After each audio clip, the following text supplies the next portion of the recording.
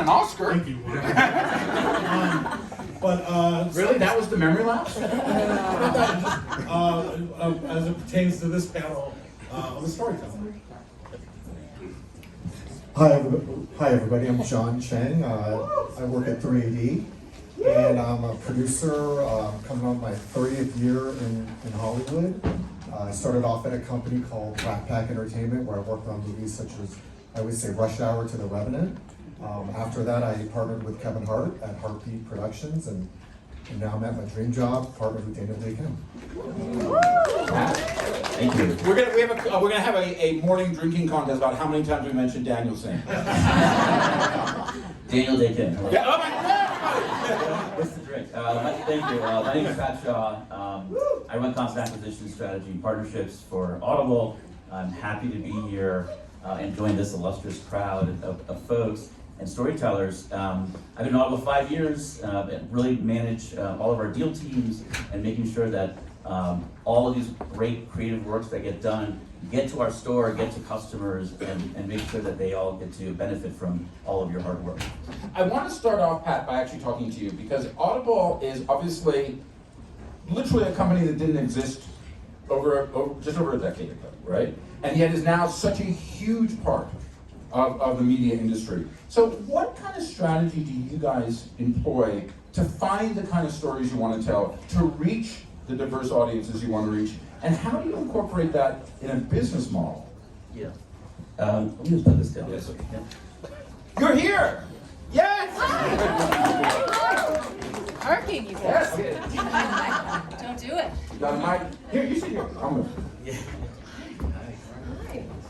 Okay, Pat, can you just hold that thought? Madame, please introduce yourself. Hi, I'm Kiran. It's so nice to be here. I was holding a lid roller earlier, and look at your bright, shining faces. We're doing it. I'm so excited. Pat, you know, every panel and every event at Sundance has to have someone running 5 minutes late because of getting around. Thank you so much. Win the award for the first day. Thank you. Sorry, Pat. No problems. So the question was, how do we find? How do you find the kind of stories you want to tell? Look, you have a business model. You guys have heard me say this. I say it too many times. There's a reason they call this show business and not show friends. And so in that business model, there is goals. But there's also huge audiences out there that are underserved and underdeveloped. And I want to know how you guys reconcile that and for the types of stories, the types of projects you put on the platform. Yeah, perfect. Great question. I think the beautiful part about Audible is that we're a paid subscription service that gives us a massive amounts of flexibility and room to explore, use our data, use of our collective experience that goes back to the late 1990s, understanding what customers want to listen to, what their interests are, what the genres that really over-index. And we take that and we enable a terrific team of creatives at Audible that sit and meet with folks like these folks here on this dais and say, what are your great stories? Hold on, I have to make a Daniel Dae Kim reference again. I was resisting. It's so close, I know. So are you telling us we have a new Sunrise House deal just happened on stage? Well, why not? All right! Let's talk about Get that. the contract now. We'll work on that. But it's really just working with storytellers and letting them explore their creative outlet and having the freedom to work in a subscription service that can actually underwrite that, right? It's a commercial reality of being in a paid subscription service that allows for this type of risk taking that is very hard for other people to do. If you're in an ad-supported model, it's very difficult, right? You have to sort of figure out how you're going to grow, that audience, how you're going to monetize, and all that. And our challenge is we have the audience already. We don't need to go find them. And now it's just feeding them and opening and expanding their mind to think about different types of stories, different types of creators, and even more in a world where the services are going global, right? It's not just a US business anymore. Or even a Western Europe business. It's a global business. And so how do we tap into that, in a creative way? And so that's the work at hand. And that's why I work with such great talented partners, because we're really saying that there's an outlet here that's not readily available to other people, and maybe not in commercial ways. To your point. Joseph, you want to? Yeah, so I'm not plugged into the business side of this world as much. But I've always wondered like why, in baseball there's Billy Beane and Moneyball, right? And he looked for inefficiencies in the market and then exploited them, right? And I'm curious like why that thinking doesn't infect show business, right? Because what you're talking about and what we were talking about out there is there are untapped markets, untapped audiences that aren't being served. Billions of dollars. Yeah, like Billions. why aren't executives in the film world, the storytelling world, why aren't they looking for inefficiencies and looking to exploit? Well, Joseph, let me throw that back at you a little bit, because there's a nice flip side to that, which is, of course, you and Questlove, you guys work, your SLY Lives will be debuting on, yes, we can always cheer for SLY Stone, my friend. Will be debuting on Hulu, I believe, February 13th, right? Yes. Hulu, owned by a very large company called the Mouse House, or the Walt Disney Company if we want to be more formal. That company has had, for many years, a very inclusive attitude. That attitude's been changing lately. So let me ask you, how do you guys get behind the wall, so to speak? I think two things. One is, whenever Amir and I, we did this with Summer of Soul, we did it with SLY Lives, I do this on my own, is who's your audience, right? You can take one idea and we try to envision who our audience is, and that's always like our guiding light through the process. It determines what stays and what goes. Is this, and with Summer of Soul is a perfect example. We could have got super, super nerdy with it, and we didn't, because our audience was, intergenerational, it was interracial, it was sort of like we wanted this to be for as broad an audience as possible. And so I think, we have that in mind. We want to reach a broad audience, and we try to find the sweet spot between like the real nerdy people and like the people who are just coming to the story at a surface level. But I think and that guides us through the process.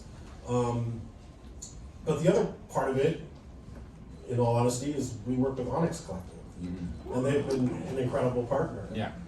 Not only in greenlighting stories, but supporting us and the choices we want to make.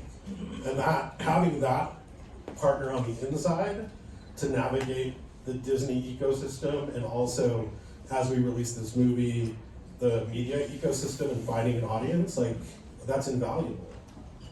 John, for 380, you guys have a deal 20th.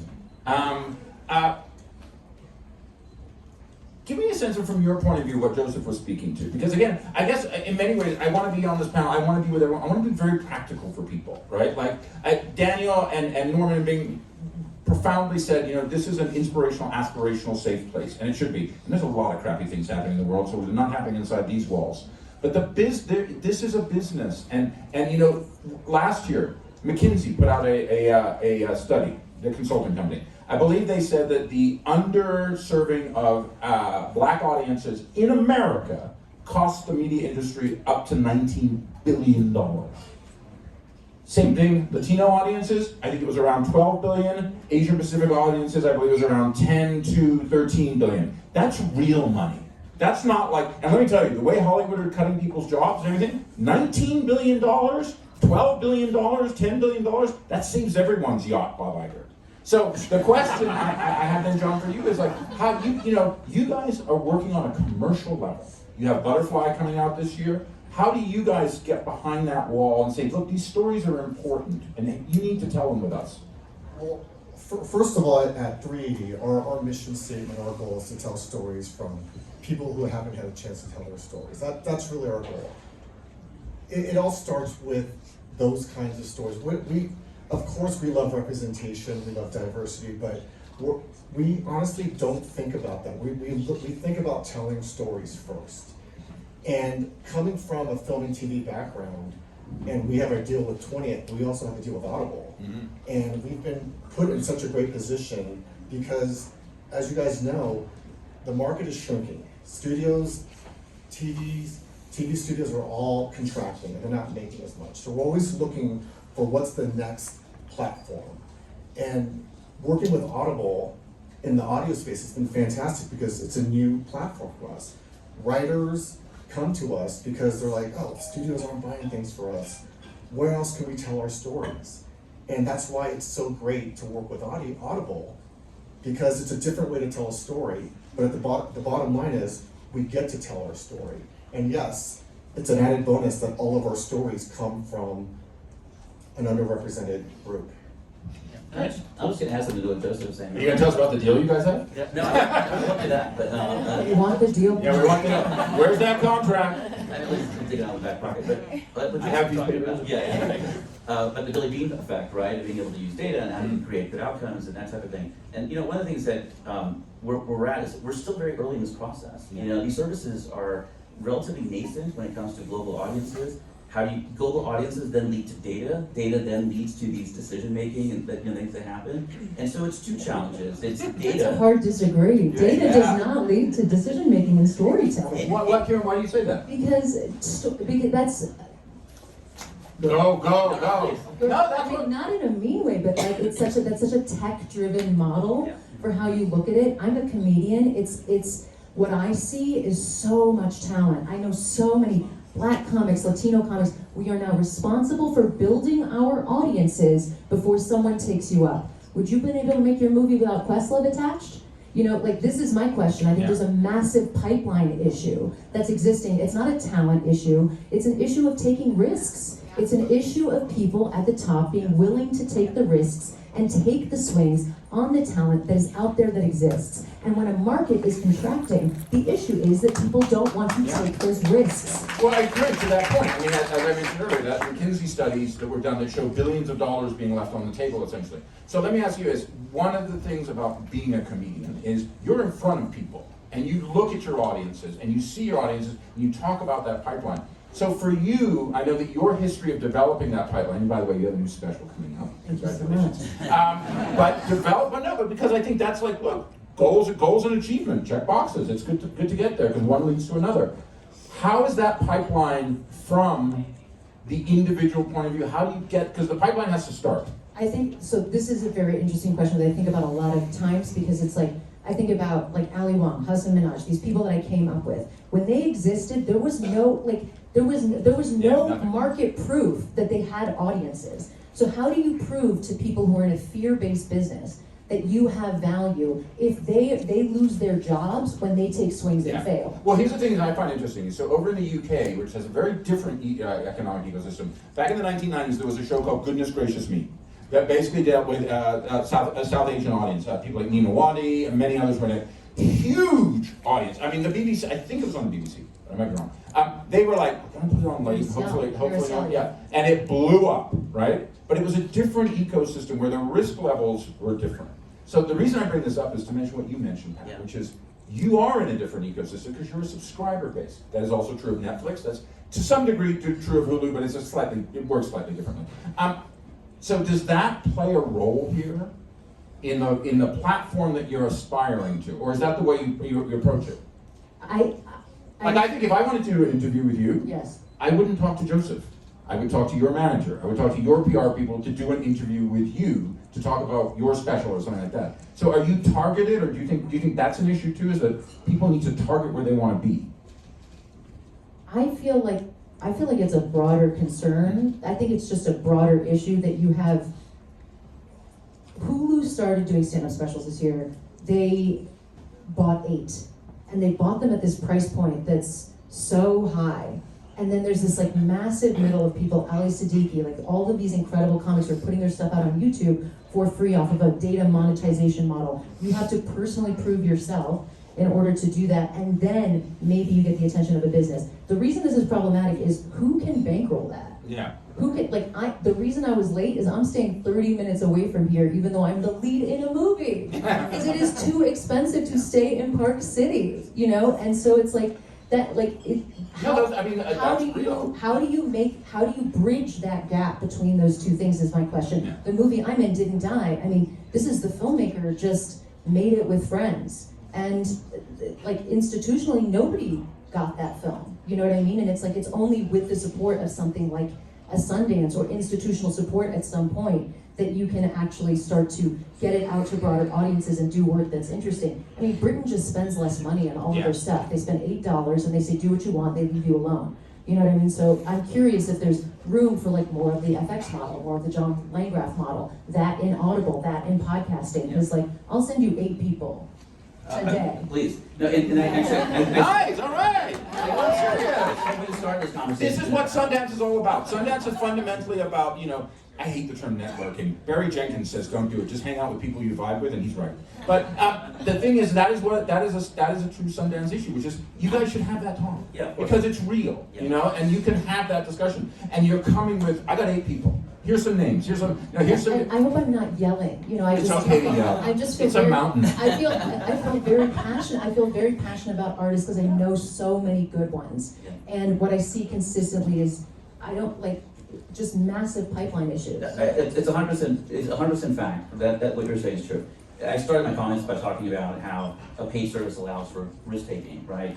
I was addressing the premise of his question, which was around data and Billy Bean. And I think We're gonna have a Billy Bean drinking contest. We might It's really have. There's 2 issues, right? There's the risk taking and data tension, okay, and then there's the creative tension, which is do we have the right people on the buy side who represent and understand the perspective of diverse voices and underrepresented communities and that type of thing. And so it starts all the way top and bottom. And actually, I remember I saw Ben earlier.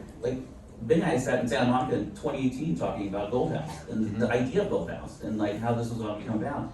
And it's monetizing that collective creative talent, commercial talent, and economic power, right? To be able to drive outcomes for different types of creative projects when the data might not exist, right? And so, we did this with Yellowface, with you guys. We partnered with Gold House to take our content to market, and we partnered with them because they had the largest audience, that was appropriate for that title. And so how do we actually work to take the titles to the customers so that we can then create more opportunities and take more risks, right? It's all tied together.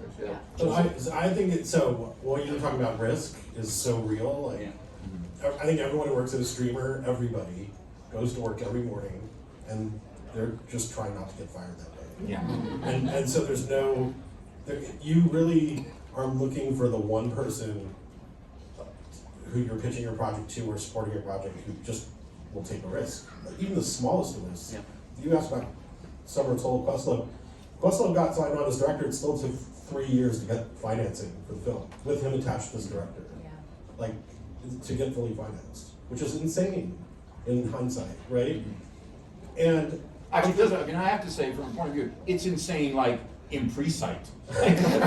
You have a multi-Grammy winning individual, you have someone who's well-versed in all, someone who's gonna connect, and you have to, that to me, look, but we're just gonna use the word, there's a lot of racism involved here. it's And there very is. racist, but even if you take that out of the equation, because I do think that is true, but even when you talk about business, right? Identity politics and people's prejudices shouldn't step on the business part of it, right? But it does. It's a business. It does, Yeah. but it is a business though. But I think even the people, you talk about it, it's so, there's so much pressure and responsibility on these artists to build their own audiences that even when they graduate to that next level, it's really not because of risk taking. That's someone in a corporate C-suite saying, oh, here's someone who already has built their audience that I can then exploit, and that's not really risk taking. So I think we could do all this stuff from the bottom up unless the model changes fundamentally. It's really the top down. Somebody at the top still needs to create an environment where That's the risk Kiran, taking happens. that's the one of Spike Lee's famous quotes, right? Is that it's great to have representation on the screen, but I need someone in an office who can greenlight. Yeah, I think that's a great point because not to bring this back to the audio conversation, but you really need people of power representative of what we all look like. And there's a great example, we're working on a deal with Audible right now, where we have a big Korean star who's going to be a producer on one of our shows. And we unfortunately couldn't make a deal with him when he passed.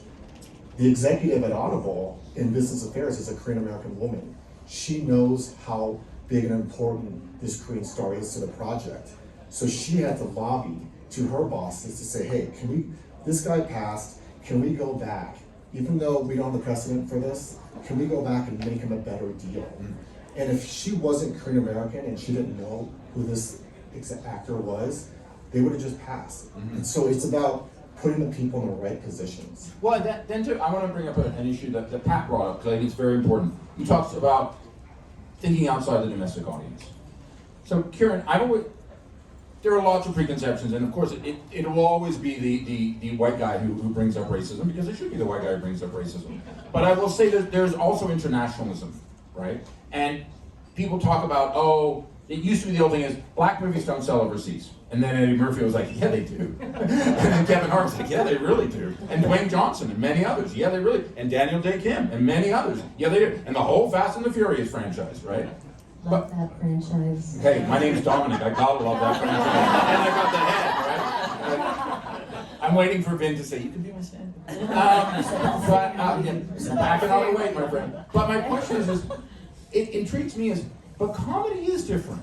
Comedy, how does comedy travel internationally? No, comedy's specific, but it's global. I mean, it is global. I know what you mean, because it's language-based, but I remember Tiffany. But also situation-based. It's situation-based, and it's fascinating to see how it travels, because I think what comics have in common is that fundamentally the spirit of comics around the world are that they are people who, to some extent, whether it's about fart jokes or whether it's about politics, they're speaking some version of truth to power. And they want to get a message out there. And so there's a pureness, and then there's also a connection to the audience, which I think is really fun and cool. So it's like, I know that whenever I go anywhere in the world and I meet other comics, I know that there's going to be a synergy with those people, probably like when filmmakers meet each other, which is really nice. I wanted to say, my biggest thing is like, I remember like when Cord Jefferson gave that speech at the Oscars, I don't remember if you heard it, he's one of those guys who got the shot, and it's like, great, talented, amazing person, and he goes, more movies for less money. Let's stop taking, but I would love I don't want to just vilify executives, I don't think it's interesting, it's more like, how can you incentivize people to start taking risks in their jobs, where they don't get penalized, they don't have to worry about getting fired for taking the shot. Kent Algerman is the one who started Broad City, took that risk, did Corporate, did so many great shows for comedy at Comedy Central when it was like huge. Amy Schumer came out of that network. It's like you can, when there's someone at the top who says, let's take the big swing, they're not all gonna be the wins. Yeah. But it's the law of averages, right? But also within that too, the law of averages gets broken because, the old system was 3/4 broadcast networks and a bunch of studios, right?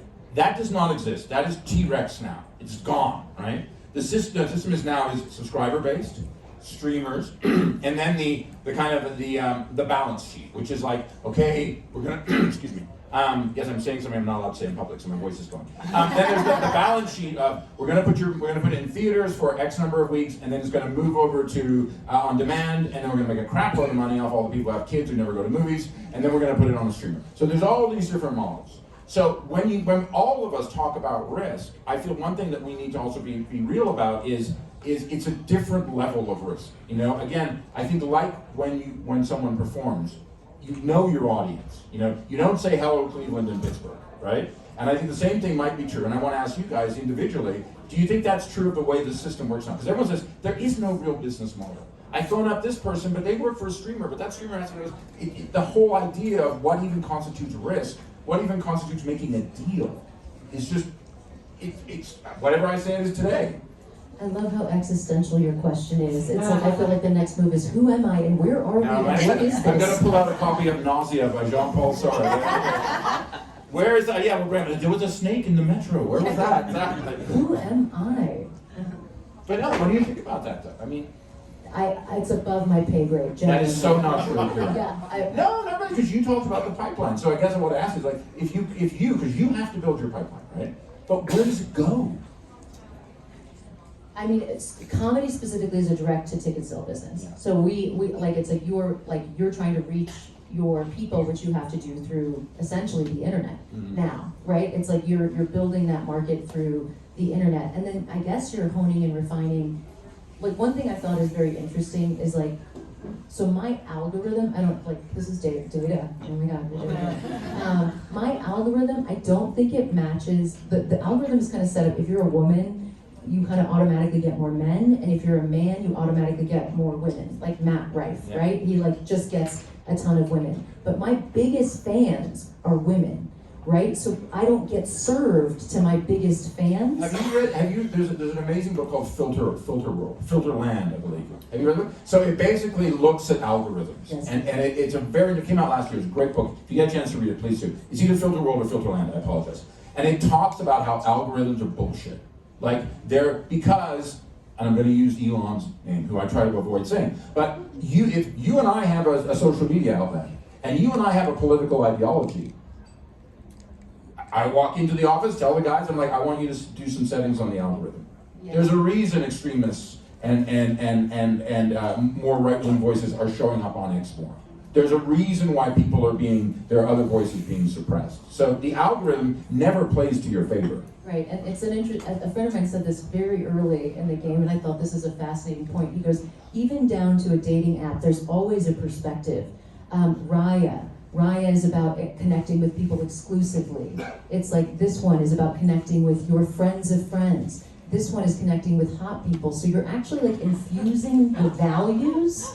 You're infusing the values of the individual creating the thing into the user interface when we talk about these platforms as totally neutral. And I'm really excited to hear people start to talk a little bit more about like the ethics. I mean, obviously this is coming out of politics now, but like the ethics of how a platform is not, it's not a neutral, it's never been a neutral connector. It's always had a point of view just like a person does, just like an artist does. Or just like in the old days of broadcast network, where CBS were more conservative. Yes. I just want to say, You're so clever. nothing is above your pay grade, and you are way cleverer than anyone else. Oh, that's very Thank you, hawk. Pat, your turn. Yeah. I don't even remember the question actually. It's a little too far from me. Look, my sense is, I'll answer maybe slightly different, which is, we talk about risk taking in general, right? And audio is a story incubator. You think about it that way. And so if you're in an environment where you're saying, I need $5 million to go do a picture or something, well, the cost of production, dev cycles, everything in audio is a lot faster and a lot cheaper. So if you're trying to convince a buyer, is it working, is it not working, etc., do it in audio first. Yeah. Come work with us. We're happy to do it, right? And so, and Joseph's about to say, hey, my phone number is... yeah. Well, I was gonna say, like, I mentor a lot of younger creatives, and I tell them it's so important to just put something out. Yeah. Right? Yeah. Because I get pitched like 15 documentaries a week, and not everything has to be a documentary. It's really nuts. It's like, but if you want to tell this story, tell this story. It doesn't have to be a feature doc or a doc series. It could be an audio series. It could be a short film. It could be, my friend does like animated PDFs, what do you call it, keynotes. Mm-hmm. And it's like, if you're a storyteller, there's ways to tell this story that aren't just feature documentary. And it's so important to just put something out. Because not only does it become a calling card, right? And to see if there's an audience, but as a creative, it's really good feedback. You learn a lot about working on a thing and putting it in the world and seeing how people react to it. Yeah, and it lends itself to franchising, multi-format storytelling, in a bunch of different ways. And so, when we start with an Audible original, we had a Canadian original, Mistletoe Murders, it went to Hallmark. It started on Audible, it was an Audible original. Well, I was going to say, John, because I love the discussion about pipelines, and I'm not just talking about oil and gas.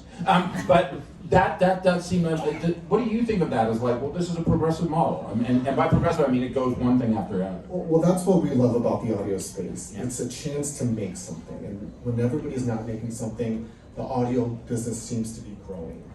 And what we love about that is that there's so many parameters in making movies and TV. Audio is so different. I mean, if you pitch something, if you start off in the film and TV world and say on a period piece, you're gonna get your door slammed in your face. Audio, it's a whole different story because of the budgets, they can do period. And that's what we love about that.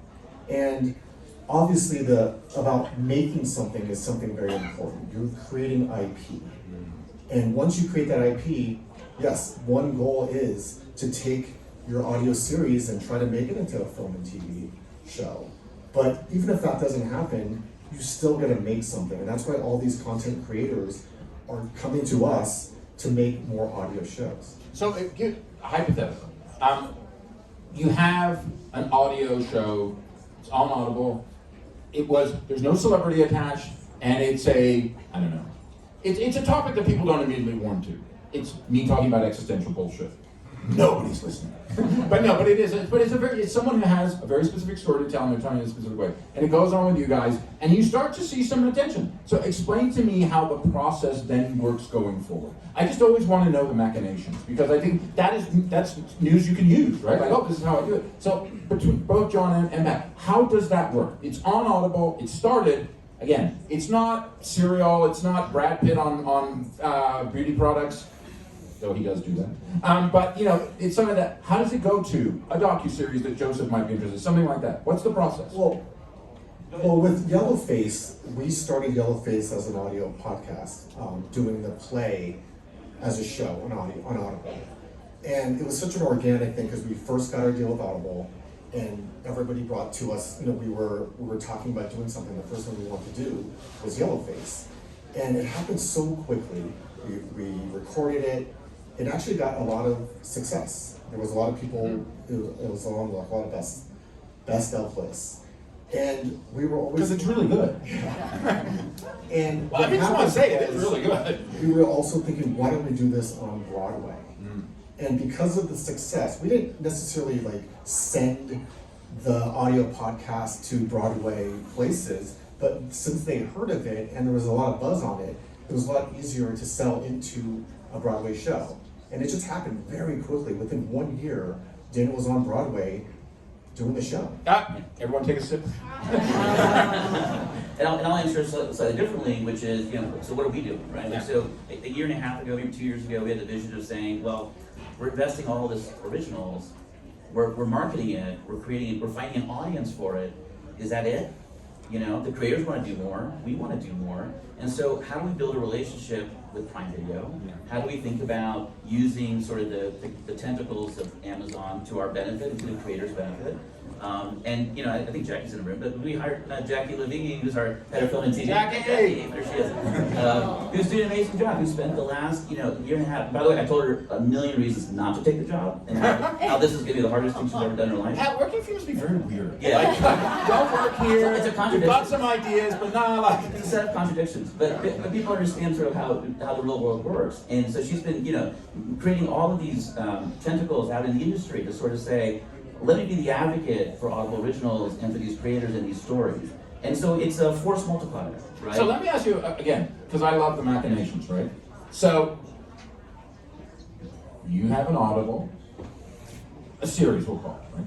And you're working with these guys. You guys realize there's heat on this. There's attention to this, whatever. So how does it work in terms of ownership?